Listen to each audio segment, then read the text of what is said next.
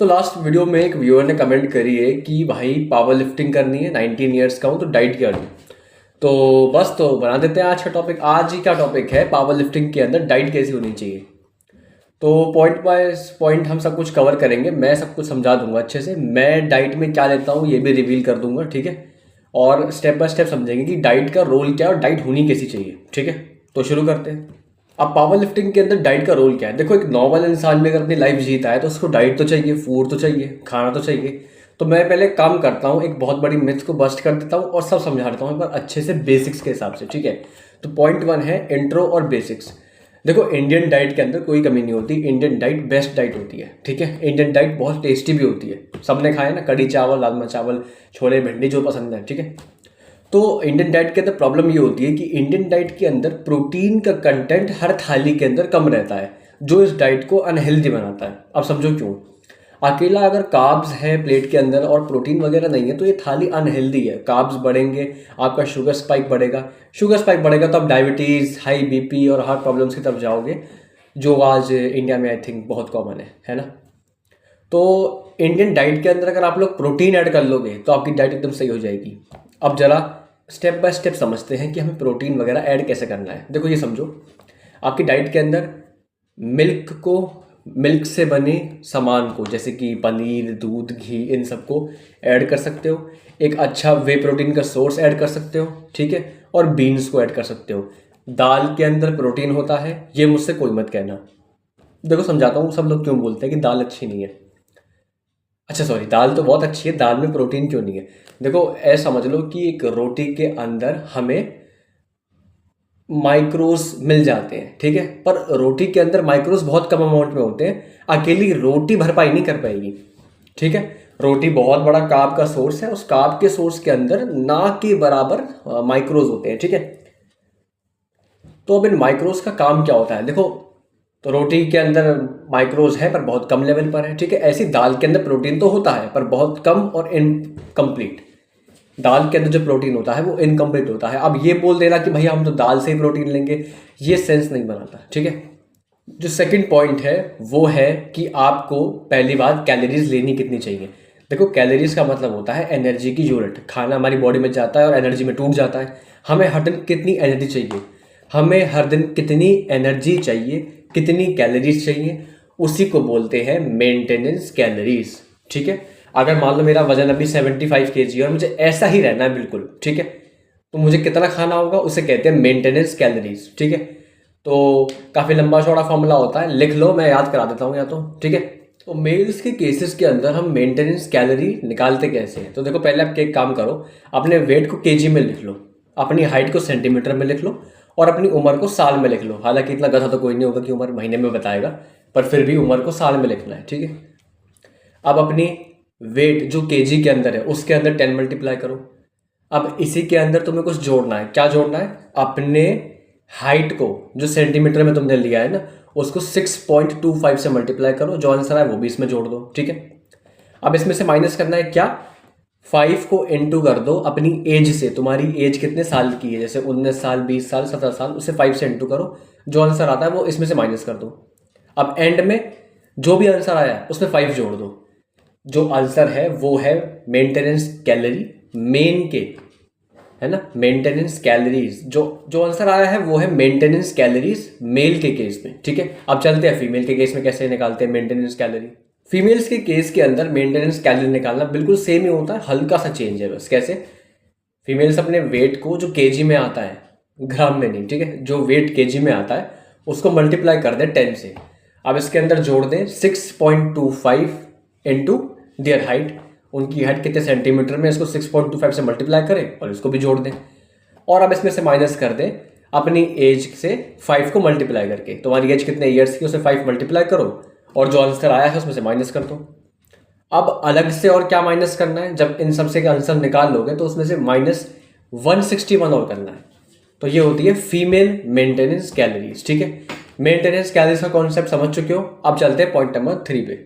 अब power lifting जो होता है वो एक स्ट्रेंथ का गेम होता है और आप अभी मुझसे लिखवा लो कि आप मेंटेनेंस कैलोरी पे स्ट्रेंथ नहीं बढ़ा सकते। बढ़ा सकते हो पर बड़ी मेहनत लगेगी और बहुत वेट करना पड़ेगा। मेंटेनेंस कैलोरी से अगर आप 100, 200 या 300 कैलोरीज ऊपर खाओगे तो आपकी स्ट्रेंथ और मसल मास ऑप्टिमली ग्रोथ होगा, बड़ा अच्छा ग्रो होगा, ठीक है। तो आपने दिमाग लगा लिया, जैसे मान लो मैंने अपने फॉर्मूले से कैलकुलेट करी कैलोरीज, मान लो मेरी आती है 2000 कैलोरीज, तो अब मैं इसके अंदर 300 और जोड़ दूंगा, तो मुझे खानी है दिन की 2300 कैलोरीज, ठीक है। और फिर अपनी करनी पावर लिफ्टिंग की ट्रेनिंग। अब चलते हैं पॉइंट नंबर 4 पर। पॉइंट नंबर 4 क्या है, देखो पावर लिफ्टिंग के अंदर मसल रिकवरी बहुत अच्छी होनी चाहिए, वेट ही इतना ज़्यादा है, ठीक है। तो प्रोटीन को हाई रखना है, अपने वेट को 1.6 से मल्टीप्लाई करो, जो आंसर आता है तब प्रोटीन खाओ, खत्म बात, ठीक है। उससे ज़्यादा खा सकते हो, तुम्हारी मर्जी है, पर मतलब ठीक है, कुछ लोगों को तो प्रोटीन ज़्यादा ही पसंद होता है, बट 1.6 1.7 1.8 बहुत रहता है। 2x प्रोटीन, देखो ज़्यादा प्रोटीन के लिए मैं मना नहीं कर रहा, पर डाइजेस्टिव इश्यूज कुछ लोगों को क्रिएट हो जाते हैं, है ना, कि बहुत सारे अगर प्रोटीन के सोर्सेज खाओगे, सो इट्स वेरी श्योर कि आपको डाइजेस्टिव इशू होने से तो कोई बचा नहीं पाएगा। तो मैं ये नहीं कह रहा कि प्रोटीन कम खाओ, इतना खाओ, 1.7 से मल्टीप्लाई करो अपने वेट को, और जो आंसर आता था प्रोटीन रोज खाना है, तो रिकवरी हो जाएगी, ठीक है। डाइट के अंदर कार्ब्स और फैट का अच्छा लेवल होना चाहिए। अब जरा समझो, पावर लिफ्टिंग के अंदर आपको एनर्जी हद से ज़्यादा चाहिए, हैवी सेट्स लगाने हैं, हैवी सेट से रिकवर भी होना है, पूरे वर्कआउट के दौरान एनर्जी भी चाहिए। जो लोग पावर लिफ्टर होंगे वो जानते होंगे कि पावर लिफ्टिंग के वर्कआउट 1 घंटे में कभी ख़त्म नहीं होता, 2-2.5 घंटा चलता है, ठीक है। क्योंकि वेट काफ़ी हैवी है, तो आपको रेस्ट भी काफ़ी लंबा लेना पड़ता है, ठीक है। तो पावर लिफ्टिंग की डाइट के अंदर आप लोगों के कार्ब्स बहुत अच्छे होने चाहिए। कार्ब्स के सोर्स रोटी, ब्रेड, है ना, सब्जी, दालें, मतलब आपकी डाइट में कार्ब्स का लेवल अच्छा होना चाहिए। अब कुछ लोग पूछेंगे कि भाई कार्ब्स कितने होने चाहिए, वो भी बता दो। तो देखो, कार्ब इनटेक का फॉर्मूला बड़ा आसान है, तुम जो मेंटेनेंस कैलोरीज खाते हो उसके अंदर 0.55 मल्टीप्लाई कर दो, जो आंसर है अपने कार्ब्स खाने हैं। हालांकि मेडिकल हमारे कार्ब्स भी कवर हो गए कि तुम्हें कार्ब्स भी कैसे खाने हैं, कितना मल्टीप्लाई करने पे कार्ब्स आ जाएगा। इस कार्ब्स को खाने के बाद अगर वर्कआउट में दिक्कत फील हो तो अपने कार्ब्स का लेवल हल्का और बढ़ा देना। कैसे, एक रोटी और एक ग्लूकॉन डी और, है ना, और एक ब्रेड और, जो मन करे वो ऐड कर लेना। कार्ब्स समझ के, कार्ब्स का रोल क्या है, एनर्जी के बिना पावर लिफ्टिंग नहीं होने वाली है, बिना कार्ब्स के पावर लिफ्टिंग नहीं होती। अब चलते हैं अपने 5th पॉइंट पे। देखो 5th पॉइंट है कि आपका प्री वर्कआउट मील क्या होना चाहिए।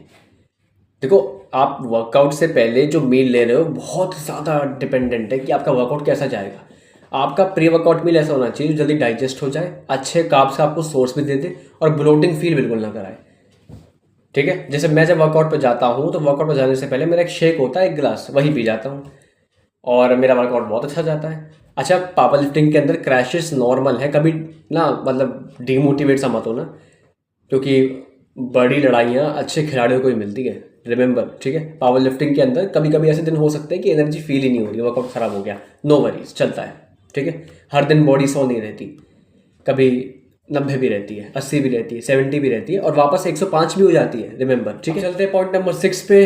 देखो, पॉइंट नंबर 5 को लिख कंफ्यूज मत होना, तुम्हें कार्ब्स वगैरह इंडियन डाइट में आराम से मिल जाते हैं, कोई दिक्कत नहीं होती कार्ब्स वगैरह में, तो ठीक है, वो तो आराम से मिलते हैं, भरमार है इंडियन डाइट कार्ब्स का, ठीक है। अब क्वेश्चन था कि मेरी डाइट क्या रहती है, तो देखो मैं बता देता हूँ कि डाइट में मैं जैसे सुबह उठता हूँ तो मेरा एक शेक बनता है। शेक में कुछ नहीं, 2 गिलास दूध होगा, भुने चने होंगे, बादाम, काजू, नितेश सोनी जी ने जो शेक बताया था कुछ वैसा टाइप का शेक पीता हूँ, है ना। उसके बाद कुछ नहीं, अपना नॉर्मल रोटी सब्जी डाइट वगैरह, दही वगैरह रहती है खाने में। उसके बाद ये शेक काफ़ी ज़्यादा बनता है, 3 से 3.5 गिलास बनता है, तो इसके 2 गिलास पी के मैं कर देता हूँ इसे ख़त्म। 1 गिलास जो बचता है वो वर्कआउट में जाने से पहले ले लेता हूँ, ठीक है। वर्कआउट से आगे कुछ सोया बड़ी और कोई सब्जी या कोई रोटी, और रात को वे प्रोटीन और दूध, और डाइट खत्म। मतलब डाइट बहुत फैंसी नहीं होती, डाइट बहुत पागलों वाली नहीं होती, एक नॉर्मल डाइट जिसमें प्रोटीन गोल हिट हो जाए, माइक्रोज और मैक्रोज हिट हो जाए, ठीक है, और जिसको खाने के बाद अच्छा फील हो, तुम्हें लगे कि तुम कुछ काम धाम कर पा रहे हो, वो डाइट बेस्ट होती है। मैंने अपनी डाइट के अंदर कभी कुछ फैंसी ऐड नहीं करा, बस इतना ध्यान रखना होता है कि माइक्रोस पूरे हो जाए, मैक्रोस पूरे हो जाए, कार्ब से फुल एनर्जी रहे, प्रोटीन जितना चाहिए उतना ही मिले, और डाइट का कोई रोल नहीं है, बस खत्म, ठीक है। इससे ज़्यादा डाइट पर ध्यान मत देना, इससे ज़्यादा डाइट पर ध्यान देने की बात ही नहीं है, इससे ज़्यादा डाइट को ध्यान देने की ज़रूरत ही नहीं है, ठीक है। बस अब मैं वापस समाप्त कर रहा हूँ, किसी भी इन्फ्लुएंसर की बात अब बिल्कुल मत मानना, ठीक है। जो मैंने कह दिया उससे बिल्कुल सही मान लो, मैं एक बिगिनर हूँ, मैं बहुत फास्ट ग्रो कर रहा हूँ, मैं देख रहा हूँ क्या चल रहा है, ठीक है। अपनी बॉडी की सुननी है। नेक्स्ट टॉपिक मुझे कमेंट में ज़रूर बताना है आप लोगों को कि मैं किस पर वीडियो बनाऊँ, ठीक है। मैंने क्या कवर कर दिया, आपका पावर लिफ्टिंग के अंदर डाइट कैसी होनी चाहिए, मेंटेनेंस कैलोरी से 300 कैलोरी ऊपर खानी है, प्रोटीन गोल 1.7 से हिट करना है, कार्ब्स को 0.55 से इंटू करना है, मेंटेनेंस कैलोरी को तो कार्ब्स पता चल जाएंगे, कार्ब्स की टेंशन लेनी नहीं, हमेशा मेरी डाइट में रहते ही हैं। कुछ कम पड़े तो एक चावल कटोरी बहुत और एक रोटी बहुत और कुछ भी चलेगा, ठीक है।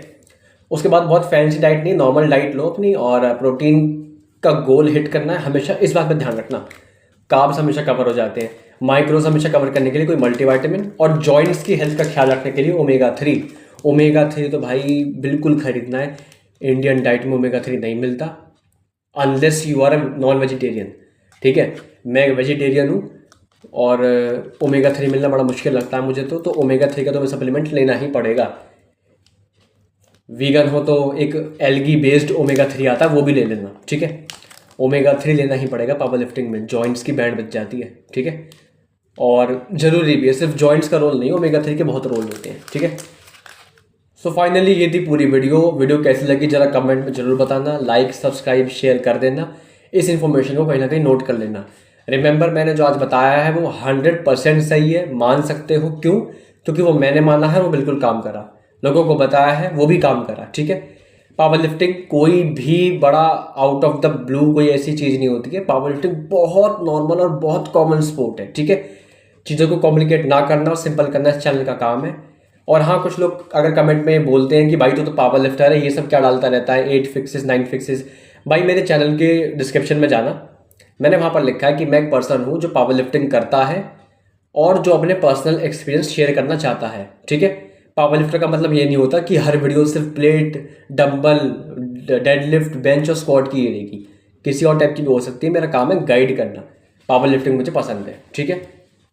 So that's all for the video. और बताना वीडियो कैसी लगी, नेक्स्ट टॉपिक क्या होना चाहिए वो भी बता देना। तब तक के लिए जय हिंद, जय भारत, लगे रहो, बाय।